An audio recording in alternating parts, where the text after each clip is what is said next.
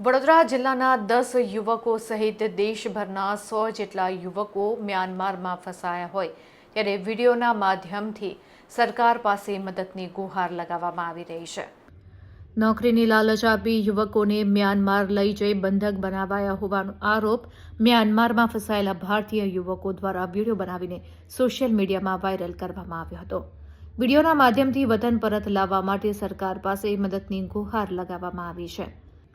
વડોદરા જિલ્લાના સાવલી તાલુકાના સાડાસાલ ગામના યુવકો પણ ફસાયા છે ત્યારે સાડાસાલ ગામના પરિવારજનોમાં ભારે ચિંતા વ્યાપી છે। પરિવારજનોએ સ્થાનિક ધારાસભ્યને મળીને તાત્કાલિક મદદ માટે રજૂઆત કરી છે। રજૂઆત બાદ ધારાસભ્યએ કેન્દ્ર સરકારના વિદેશ મંત્રાલયને પત્ર મોકલ્યો છે। વિદેશ મંત્રાલય પાસે યુવકોને સુરક્ષિત પરત લાવવા માટે હસ્તક્ષેપની માંગ કરાઈ છે। ધારાસભ્યએ મીડિયાને જણાવવાની સાથે જ ગંભીર ચિંતા વ્યક્ત કરી હતી।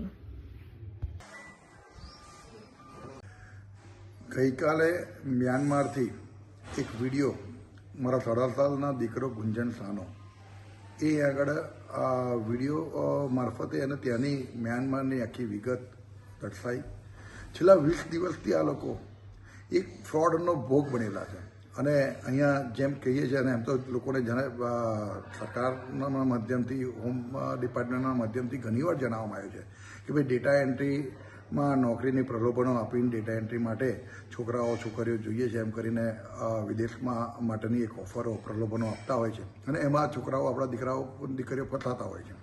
એવો જ એક કિસ્સો આજે થયો છે। એમાં વડોદરા જિલ્લાના 10, એમાં મારા સાડાસાલ તાલુકાનો એક દીકરો અને ટોટલ 100 ભારતીયો આનો ભોગ બનેલા છે। ત્યારે મેં આ વિગત જેવી મારી પાસે આવી, જેવી મેસેજ આવ્યા, એમના ઘરના લોકોએ પણ મારો કોન્ટેક્ટ કર્યો અને મીડિયા મારફતે મને જાણવા મળ્યું ત્યારે તરત જ મેં આના માટે તાત્કાલિક ધોરણે વિદેશ મંત્રી જયશંકરજીને, માનનીય પ્રધાનમંત્રી આપણા નરેન્દ્ર મોદી સાહેબને અને ગૃહમંત્રી અમિત શાહ સાહેબને અને અમારા સાંસદ હેમાંગ જોશીને પણ તાત્કાલિક પત્ર દ્વારા, મેલ દ્વારા જાણ કરી છે અને ખૂબ ગંભીરતાથી લઈને આપણી ભારતની સરકાર કાયમ માટે આ વિષયો પર ગંભીર હોય છે જ, પણ તાત્કાલિક ધોરણે 20 દિવસથી આ લોકો જ્યારે ત્યાં વિલંબનામાં છે અને એક NGOના સથવારે ત્યાં આગળ અત્યારે આશરો રહી રહ્યા, અત્યારે તાત્કાલિક વિદેશ પરત આવે, એમના ઘર પાછા ફરે એવું કાયદેસર જે પણ કરવાનું થાય એ તાત્કાલિક યુદ્ધના ધોરણે કરે એવી મારી લાગણી અને માગણી મેં વિદેશ મંત્રીશ્રીને, માન્ય પ્રધાનમંત્રીશ્રીને,